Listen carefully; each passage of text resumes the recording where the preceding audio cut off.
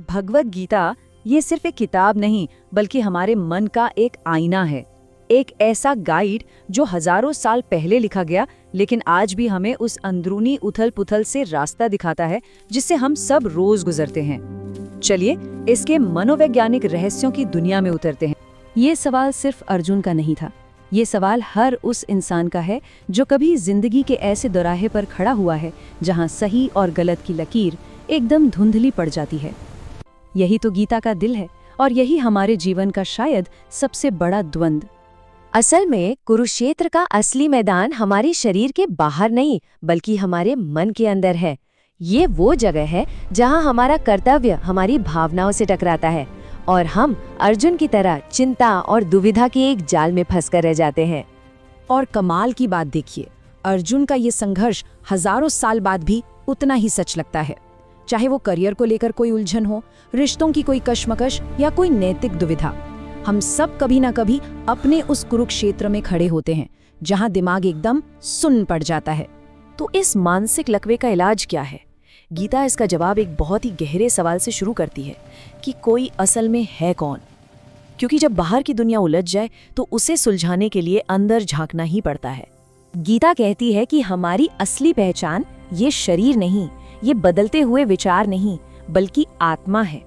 ये हमारे अंदर का वो अटूट शांत केंद्र है जिस पर बाहरी दुनिया की किसी भी उथल-पुथल का कोई असर नहीं होता। यही हमारी असली ताकत है। और सोचिए ये बात कितनी शानदार है। जब किसी को अपनी इस असली पहचान का एहसास होता है तो बाहरी मुश्किलें उसे हिला नहीं पाती। ये एक मजबूत आत्म अवधारणा बनाने जैसा है जो मनोवैज्ञानिक रूप से हमें ज्यादा रिजिलिएंट यानी लचीला और स्थिर बनाती है। लेकिन अगर हमारी असली पहचान आत्मा है तो फिर ये सारा संघर्ष होता कहाँ है?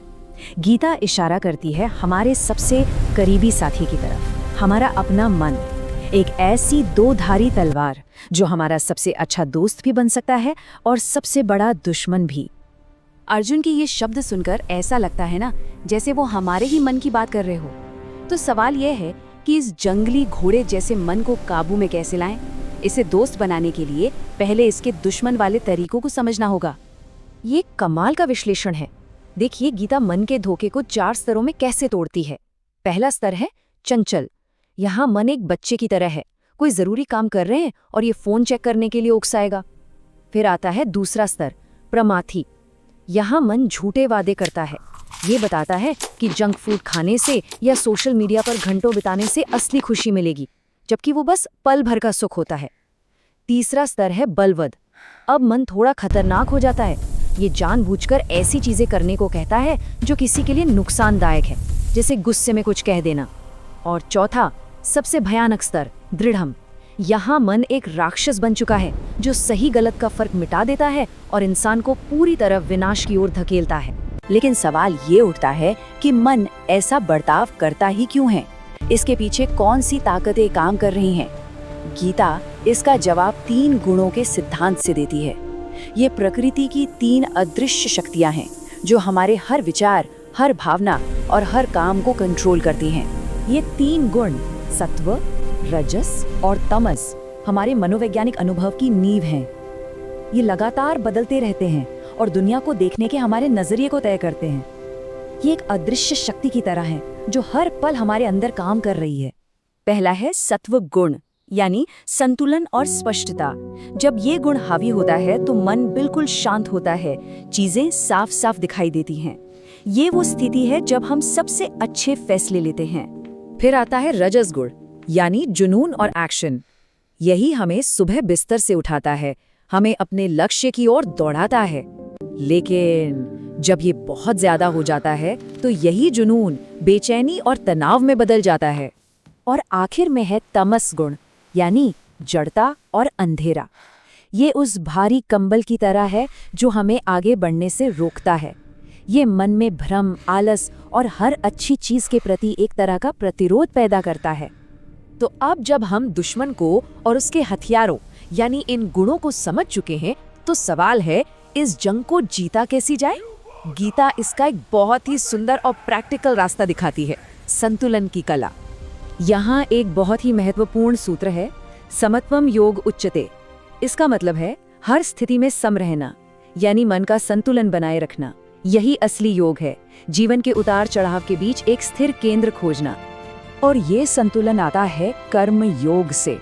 इसका मतलब बहुत सरल है, अपना काम पूरी लगन से करो, लेकिन उसके नतीजे से मत जुड़ो। बस अपने कर्म पर, अपनी ड्यूटी पर फोकस करो। जब हम क्या होगा की चिंता छोड़ देते हैं तो मन अपने आप शांत हो जाता है। यही पसंद नापसंद के जाल से बाहर निकलकर मन का मालिक बनने का असली रास्ता है। तो देखिए, ये यात्रा कहाँ से शुरू हुई और कहाँ पहुँच गई। एक अंदरूनी युद्ध के मैदान से शुरू होकर ये खुद को खोजने और पहचानने की यात्रा बन जाती है। ये पूरी तरह से सेल्फ अवेयरनेस का एक सफर है। और यही सबसे जरूरी बात है, गीता सिर्फ एक फिलॉसफिकल किताब नहीं है, ये एक प्रैक्टिकल मनोवैज्ञानिक टूल किट है जो हमें अपने मन को समझने और उसे सही दिशा देने के औजार देती है। ये एक बहुत ही सशक्त करने वाला विचार है ना? ये प्राचीन ज्ञान हमें ये शक्ति देता है कि हम अपनी मनोवैज्ञानिक भलाई को अपने नियंत्रण में ले सकते हैं। हम सिर्फ परिस्थितियों के गुलाम नहीं, बल्कि अपने मन के मालिक बन सकते हैं। और ये पूरा विश्लेषण हमें इस एक सवाल पर लाकर छोड़ देता है, एक ऐसा सवाल जो हर किसी को अपने अंदर झांकने पर मजबूर करता है। मन के इस युद्ध क्षेत्र में जीत किसकी हो रही है, चेतना की या फिर आदतों और भावनाओं की? इसका जवाब हर किसी को अपने अंदर ही खोजना है।